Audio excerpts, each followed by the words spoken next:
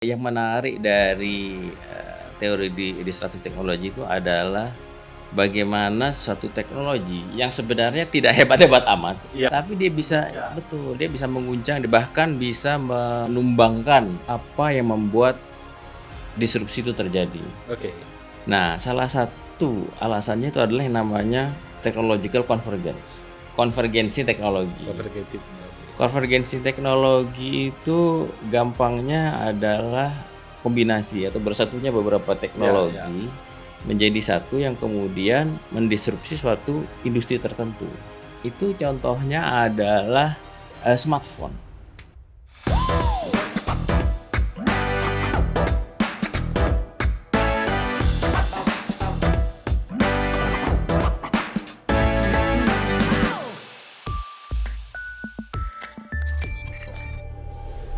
Tadi kan ada pemerintah, ada universitas, ada dunia bisnis ya. Nah, dunia bisnisnya nih bagaimana gitu ya. Nah, jadi gini, dari dulu kan ada kritik bahwa universitas itu jalan sendiri ya, seperti Menara Gading, tidak apa namanya, tidak kontribusinya kurang lah untuk masyarakat Seperti gitu dibiara ya. masyarakat apa dia baca-baca Alkitab apa gitu ya.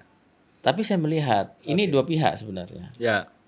Ternyata apa? Masyarakat industri sendiri yang sebenarnya katakanlah industri di dalam negeri kita yang memang tidak terlalu membutuhkan peran universitas untuk membantu dia mengembangkan inovasi, berinovasi.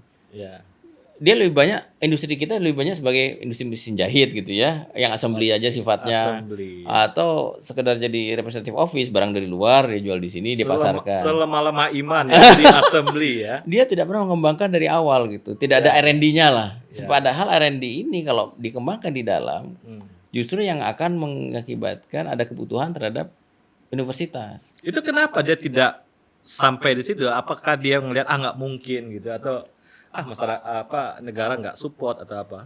Ada beberapa faktor memang. Nah, saya coba melihat dari sisi bisnisnya ya. Kenapa kok dia tidak terlalu antusias dalam hal mengembangkan produknya sendiri, melakukan riset and development segala macam. Padahal kesempatan itu ada, peluang itu ada gitu ya. Kayak Kijang Kijang kita lihat kerjasama Indonesia Jepang. Ya kita hanya tapi kan sampai sekarang mesinnya nggak bisa buat. Nggak shifting ya, nggak transform gitu loh. Iya, nggak transform. Oke, lanjut. Nah, saya lihat karena salah satunya adalah pengusaha-pengusaha kita terlalu oportunis atau pragmatis lah ya. Gimana pragmatisnya? Udah kayak dikit main politik ya. Sebelum itu adalah kalau dengan jualan aja udah bisa untung kan, ngapain susah-susah? Karena itu kan susah. Udah bisa naik haji, ngapain lagi ya? Jadi gini, ada satu hal yang saya lupa bilang ya, bahwa aktivitas inovasi itu berisiko. Ya dong, berisiko. Jadi sudah pasti itu mahal. R&D itu kan mahal. Mahal. Hasilnya belum tentu. Kalau dari perspektif pengusaha, kadang-kadang saya bisa memahami. Artinya kalau saya tinggal beli, ubah-ubah dikit gitu kan, udah bisa saya jual, atau saya packaging, saya beli, saya packaging, saya bisa jual. Itu nggak ada resikonya gitu kan. Itu bedanya trader entrepreneur. Di situ. Makanya trader aja. Makanya tadi pertanyaan Bang Meldi tentang bagaimana sumber daya manusia itu penting, bagaimana kita mencari entrepreneur supaya orang berpikirnya adalah mengembangkan, bukan sekedar trader ya, bukan sekedar berjualan. Dan urusan mentorship gimana? Ada nggak yang tua ngasih ilmu-ilmu baru bagi yang muda-muda di kita? Itu juga sepertinya nggak jalan juga ya mentorship ya. Sebenarnya mentorship kan penting ya Mas Eko ya. Kalau kita bicara soal inkubasi dan akselerasi startup itu sangat-sangat penting. Justru akselerator yang di Cina tuh yang mentor-mentor itu ya. Iya, yang banyak dicari orang seperti yang di dunia tadi Y Combinator misalnya. Itu ya karena mentorshipnya terjadi jalan gitu. Karena emang usaha-usaha startup itu tanpa mentor itu bisa jadi nabrak-nabrak kesusahan segala macam. Iya, kayak orang buta ya. Dan mentor ini kan juga orang-orang yang biasanya sudah been there done that gitu kan. Sudah pernah di sana melakukan hal itu dan sudah punya jejaring yang kuat gitu.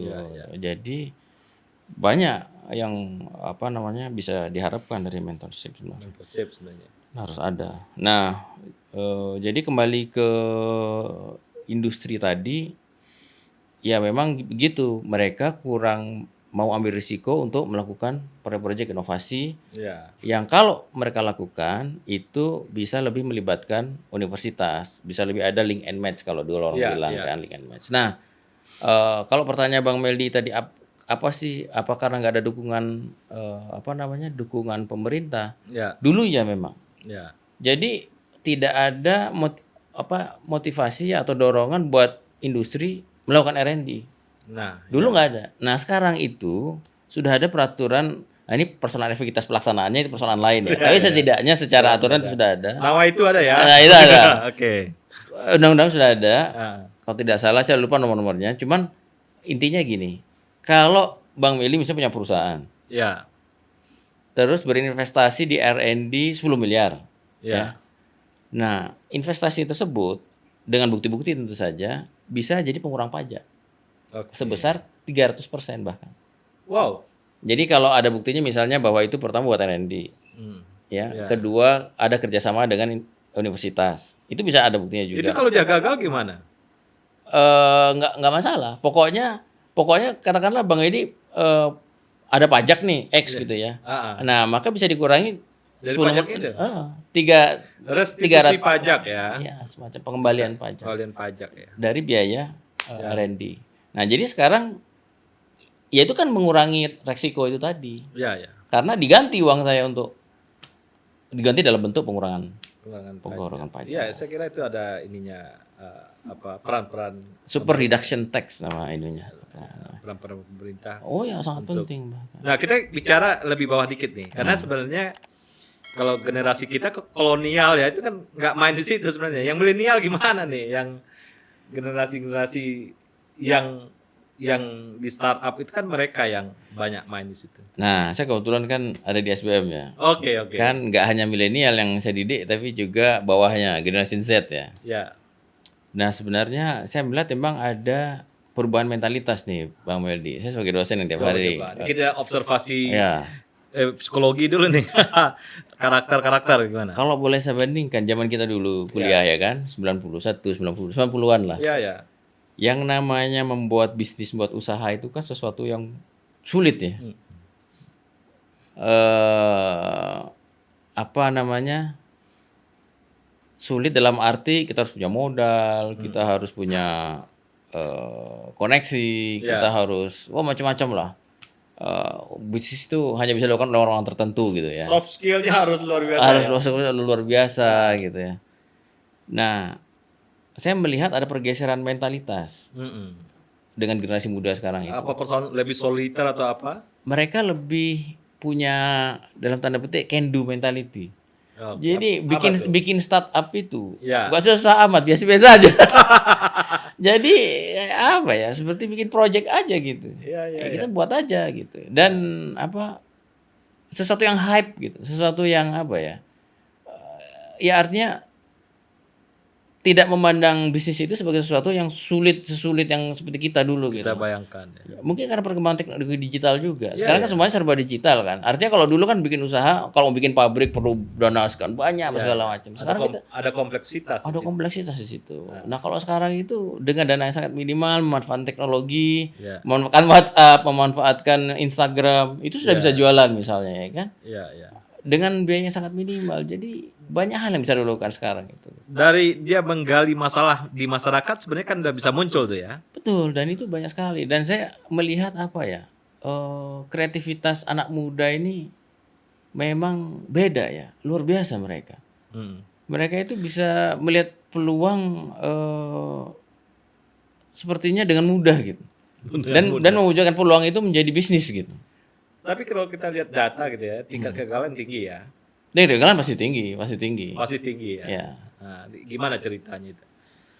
Ya, Dari karena potensi yang tadi dia melihat, wah nih bisa nih gua kerjain eksekusi gitu, ternyata di tengah jalan banyak juga ya concern hambatan yang muncul di situ. betul. Nah, itu pentingnya kembali ke ekosistem itu tadi. Iya, ya.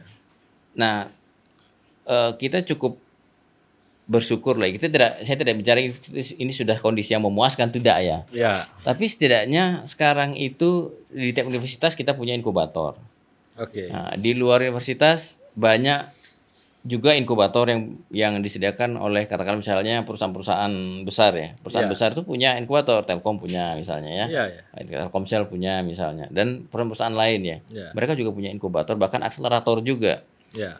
Nah, ini tentu saja sangat baik untuk meningkatkan tingkat keberhasilan dari startup itu tadi gitu ya. Menyediakan tidak hanya dukungan modal tapi juga bimbingan, pasar, mentorship itu tadi, Ya, kegiatan-kegiatan yang lain. Tapi kan ini ya, population size tadi kita cerita tentang ukuran populasi kita ya. Sebenarnya banyak yang bisa dikerjakan kan. Banyak sekali. Sektornya banyak, bisa apa? Kesehatan, bisa pertanian ya, Iya. dan macam-macam gitu ya. Nah, memang peluangnya di situ. Justru gini. Kalau kita bandingkan yang ada di dunia dengan Indonesia. Ya. Betul bahwa teknologi canggih itu ada di sana gitu ya. Pengembangannya di sana, paten-paten itu ada di Ya, Amerika, Cina segala macam, produk-produk dari sana. Cuman gini. Ada banyak motivasi kenapa barang-barang itu tidak serta-merta bisa kita impor dan kita jual di sini. Karena apa? Karena belum tentu itu jadi kebutuhan. Ya. Jadi artinya apa? Contohnya adalah kalau kita bicara dunia kesehatan. Kita dunia kesehatan itu 90% impor. Ini apa nih? Alat kesehatan. Alkes ya. Alkes. Ya. Itu bahkan mungkin lebih dari 95% impor. Ya. Padahal waktu saya di ITB, saya kan pernah menjabat kepala divisi transfer teknologi ya di LPIK. Itu ada perusahaan dari luar mitranya ITB datang. Ya. Karena dia melihat, Pak ada barang impor seperti ini. Itu pertama mahal. Kedua, fiturnya terlalu banyak. Ya. Mahal itu nggak dibutuhkan. Katakanlah ada 10 fitur ya. Contoh misalnya alat untuk mengukur apakah kardiovaskular kita sehat atau tidak ya. Ya. Ada apa segala macam. Itu ada 10 fitur dari Jerman, dari Cina, dari mana, itu 10 fitur. Itu kan sebenarnya nggak terlalu dibutuhkan. Nggak dulu dibutuhkan. Jadi kalau kita bisa buat yang 3 fitur aja dengan harga katakanlah 50% atau 40%, itu udah kita bisa jual. Adaptif sama pasar ya. Ya. Yang lebih sederhana, yaitu kembali ke disrupsi tadi. Lebih sederhana, yang lebih murah, Ya. tapi lebih dibutuhkan sebenarnya. Ini ilmunya Profesor Brian tuh, sensor-sensor untuk alat kesehatan. Ini luar biasa nih. Ini suatu saat Profesor Brian kita tentang bahas material sensor untuk urusan itu. Karena itu juga penggerak itu, kalau itu menjadi suatu riset-riset yang bisa dijadikan. Nah, lanjut. Nah, jadi saya tuh gini, impian saya ini ya. Ya. Kita itu bisa duduk bareng sama dunia industri, ya bisa dari kesehatan, bisa dari pertahanan dan segala macam. Duduk bareng, apa sih yang dibutuhkan masyarakat yang udah ada di luar mungkin barangnya, tapi itu terlalu mahal, terlalu canggih. Ya. Yang sebenarnya kita butuhkan. Yang kita butuhkan itu apa sih yang tadi contohnya? Kita cuma 33 fitur yang ada di dunia kalau kita impor plus 10 fitur. Dan itu sudah dibuktikan bahwa kita bisa. Dibuktikan tuh kapan? Covid. Terjadi ya. Covid kemarin itu. Itu pembuktian ya? Iya, itu kita mau impor nggak ada barangnya. Bayangkan, kita punya duit. Kita butuh nih karena orang-orang sakit kan. Ventilator mau impor nggak ada kan? Kang Sarif ya. Kang Sarif bisa. Kang Sarif bisa bikin. Tapi untuk scaling up, tapi itu persoalan beda. Artinya kita bisa. Tapi scaling up udah dilakukan dengan bekerjasama dengan Panasonic. Oke. Kerjasama dengan Panasonic untuk industrinya segala macam. Tapi itu membuktikan bahwa kita itu bisa. Bahwa kalau memang semua mendukung itu bisa. Itu tidak mimpi gitu ya, kita bisa laksanakan. Dan itu seperti tadi, yang dibuat Kang Sarif itu tidak lebih canggih, tapi itu yang dibutuhkan dengan harga yang pas. Nah, sukses besar segala macam. Nah, seperti ini maksudnya yang model. Saya juga ada punya. Jadi bukan hanya konsep ini, bisa ini. Ada cerita-cerita tentang ke ITB-an ini kan. Ini anak ITB jago produk, jualnya nggak bisa. Betul. Nah, gimana nih? Ada SBM sekarang, bisa. Komentar Mas Eko gimana nih? Itu kalau produk udah lah, mau diulik-ulik kayak apa, jungkir balik ngulik, tapi nggak bisa dijual. Jadi gini. Produk itu satu hal. Model bisnis itu hal lain. Ya. Ya, jadi katakanlah kita punya produk yang bagus. Ya. Oke. Tapi kalau tidak bisa dijual buat apa? Nah, itu perlunya model bisnis. Itu perlunya kolaborasi atau katakanlah tim. Ya, ya. Ya. Makanya saya tuh pernah gini bicara sama Pak Andi Indrayanto ya, tahu kan ya di ITB. Iya, ya. Lama di LPAU kan. Iya. Di PAU itu ada satu lab. Mm. Satu lab saya lupa, mikroelektronik atau apa. Mikroelektronik. Dari sana tuh udah ada beberapa perusahaan. Ya. Tapi Mas Estananto ya, suka nongkrong di sana. persoalannya adalah perusahaan itu tidak ada yang berkembang atau bahkan berapa mati. Karena apa? Karena CEO-nya orang teknik, Oke. finance manajernya orang teknik, marketingnya orang teknik. Jadi konsep diversifikasi, jadi keanekaragaman orang itu penting juga ya. Oh ya, penting sekali. Coba bayangkan, memang bukan di bidangnya kok gitu loh. Jadi artinya bikin produknya mungkin bagus, tapi persoalannya kan ya bukan orang pada tempatnya gitu. Pada tempatnya. Ah, Dan iya. PD-nya tinggi pula. Ya, jadi itu diakui sendiri. Makanya kemudian Pak Nidianto, Pak siapa lagi yang di lab itu tuh. Banyak. Sekarang datang sama kita. Apa? Oh ya? Udah ini sama ngobrol sama SDM segala macam. Mahasiswanya banyak yang collab segala macam. Bahkan mahasiswa SBM juga ada yang belajar di sana. Dulu mereka collab studi pembangunan untuk urusan itu sebelum ada SBM ya. Ya. Saya pernah juga untuk studi Teknopark dengan Mas Adi. Itu pakai Ilham Cendekia almarhum. Iya. Itu karena dia yang ngerti tentang teknologi adoption di masyarakat. Nah, ada kendalanya sebenarnya. Ya. Kendalanya adalah gini. Orang yang ngerti market bilang ini loh yang dibutuhkan oleh market, oleh pasar. Iya. X gitu. Sementara engineers ini bilang, itu mah barang nggak ada apa-apanya, nggak menantang buat saya. Jadi ada gap ya. Iya, Gap, jadi orang-orang teknik engineering pintar-pintar ITB ini, ini kan cutting edge. Oh, cutting edge. Iya, mereka tuh state of the art gitu dalam membuat sesuatu yang canggih yang ini.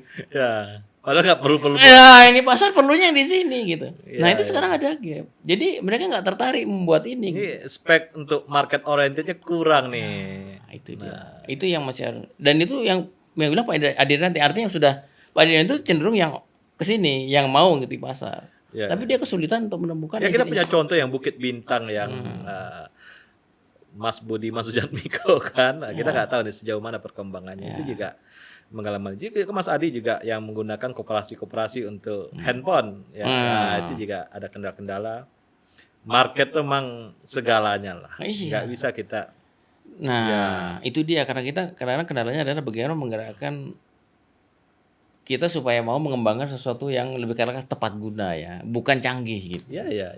Nah, itu kadang-kadang tantangannya di situ gitu. Saya nggak bicara ini nggak bisa, cuman ada tantangan antara katakanlah kurikulum dan expertise yang tinggi gitu ya dengan kebutuhan. Nah, kadang-kadang kita lihat nih pendidikan nih Mas Eko, ini kita nyerempet dikit ya. Oke. Pendidikan nih kalau di zaman sekarang tuh kayak rumah makan Padang ya. Ada rendang, ada macam-macam kan lengkap gitu ya.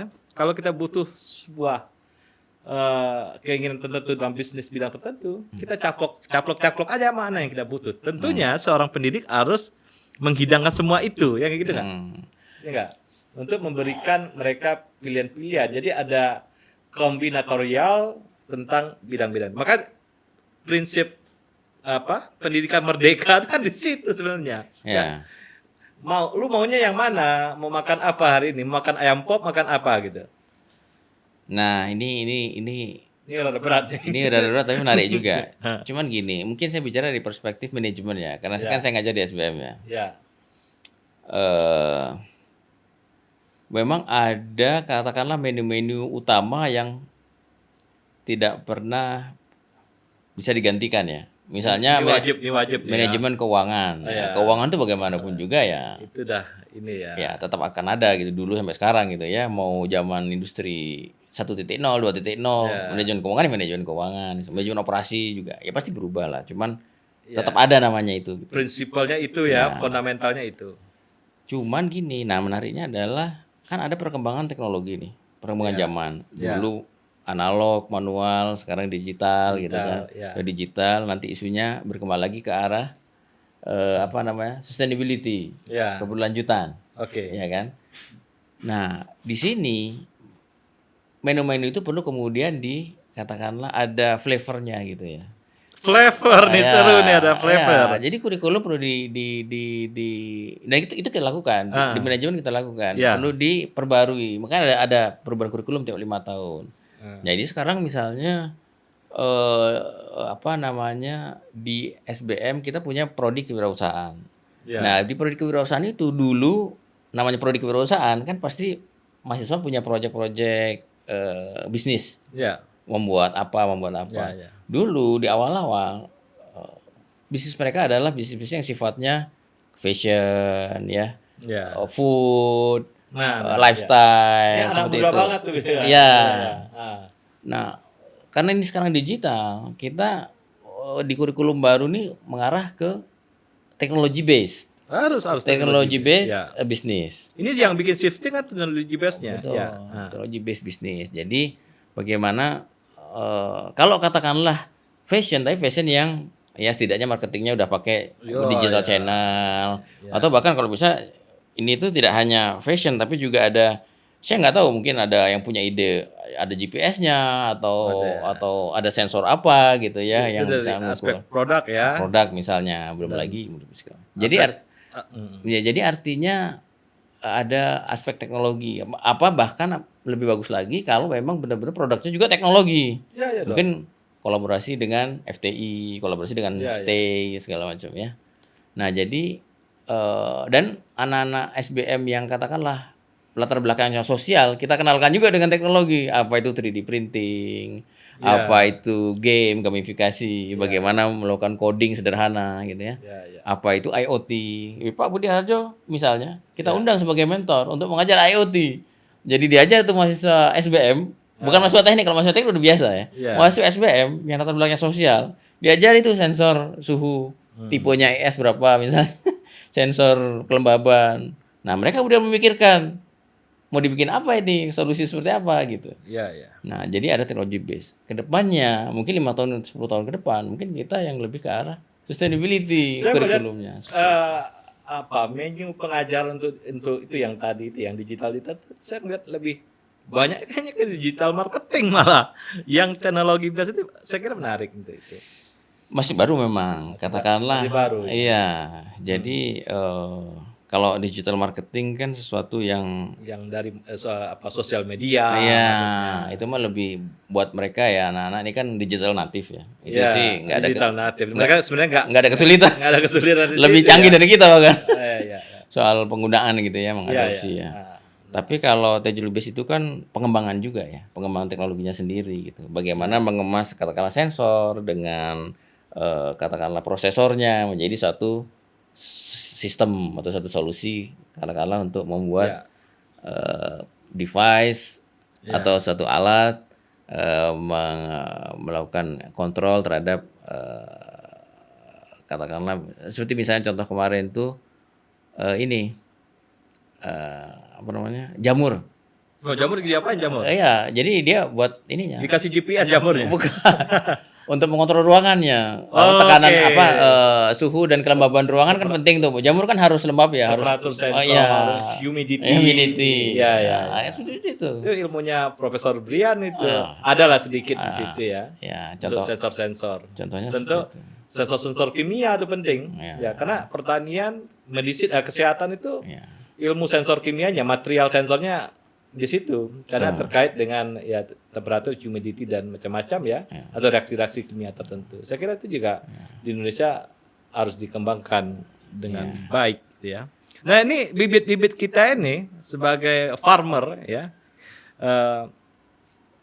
Education farmer ya, petani pendidik.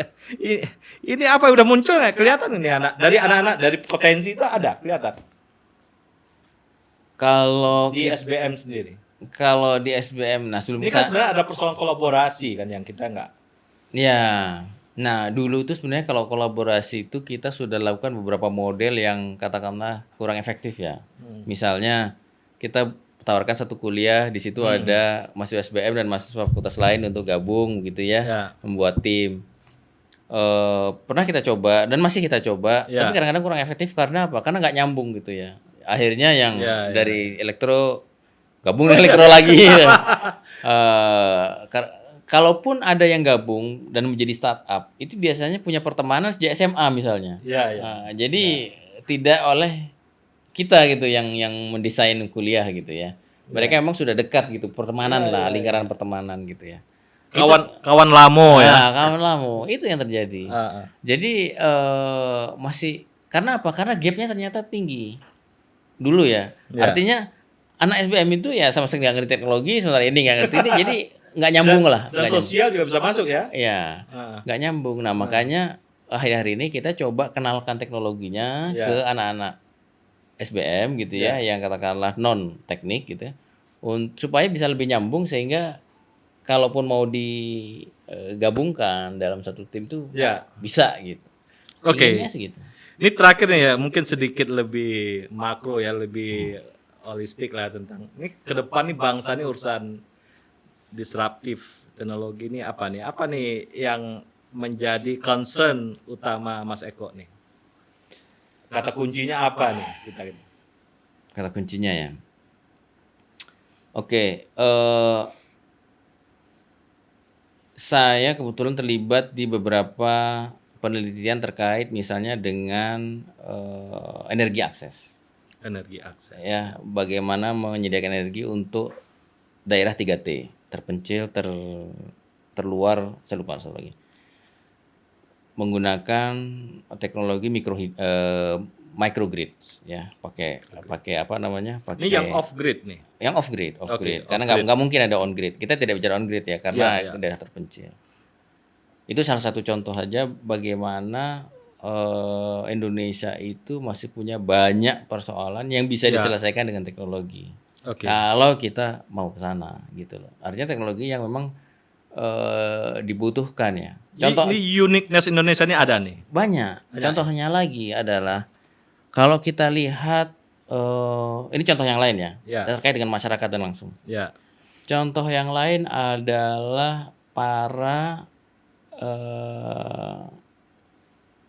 pengusaha kecil basreng misalnya, atau pengusaha-pengusaha makanan-makanan kecil di Bandung misalnya. Ya. Mereka itu menggunakan kompor. Kompornya itu masih pakai BBM, Minyak tanah. minyak tanah segala macam. Oke, gas lah ya. Iya, pakai gas segala macam. Yang katakanlah tidak sustainable. Artinya kalau kita bisa menyediakan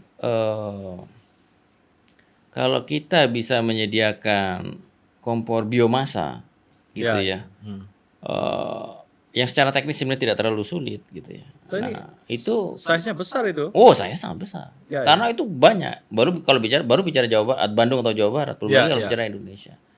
Dan itu akan sangat membantu mereka karena biomasa kan juga banyak sumbernya di sini gitu ya. Nah, itu adalah contoh lain gitu ya. Katakan teknologi yang tidak akan berkembang di luar, tapi di kita kontekstual sangat dibutuhkan gitu. Ya. Contohnya kayak gitu. Dan itu semua bisa dengan digital gitu. Ya. Ya, dikontrol dengan digital, pakai HP kan, ya mereka UKM juga kan pasti punya HP. Ya. Nah, contohnya kan, jadi apa namanya? Salah satu keuntungan kita adalah kita tidak punya legacy. Nah, tadi di awal saya sempat bilang soal perbandingan Jerman dengan Indonesia kan. Ya. Di Jerman itu sistemnya sejak dulu sudah terbangun sangat baik.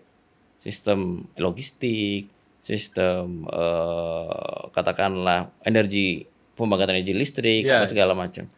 Semuanya sudah sangat baik. Sehingga ketika digital datang, teknologi digital datang, tidak serta-merta yang sudah baik itu kemudian berubah gitu. Karena untuk apa merubah sesuatu yang sudah baik? Kedua, embedded di situ. sudah embedded di situ. Dan yang kedua, transformasi itu kan akan sangat mahal. Padahal gunanya sama-sama aja menurut mereka gitu ya. Sehingga waktu saya di Jerman 4 tahun itu, yang namanya surat kertas, invoice apa segala macam dari itu masih ada. Kotak pos itu masih sangat penting di keluarga-keluarga di Jerman. Bahkan di kota, tidak hanya di pedesaan ya, di kota. Di kita kan sudah hampir tidak ada. Kita semua pakai digital, pakai digital segala macam, bisa dilacak segala macam. Itu di sini sudah ada, di sana bahkan belum populer. Digital banking.